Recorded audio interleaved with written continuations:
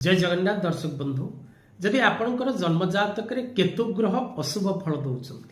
केतु आपण अशुभ फल भोग करुँच तेज दर्शक बंधु आपण रोगरे पड़ती ऋणग्रस्त होती बिना कारण रे लड़े झगड़ा सृष्टि हुए भाई भाई सहित विवाद सृष्टि हुए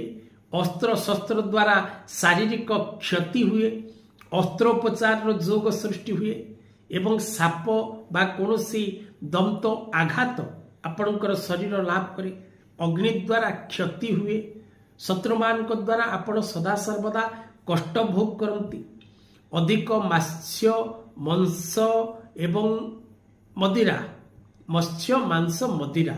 आपण सेवन करती पाप प्रकृति सृष्टि हुए एवं आपण अधिकांश समय राजदंड भोगिबार देखा जाए एथिपाई आपण उपाय करिबा नित्यांत जरूर।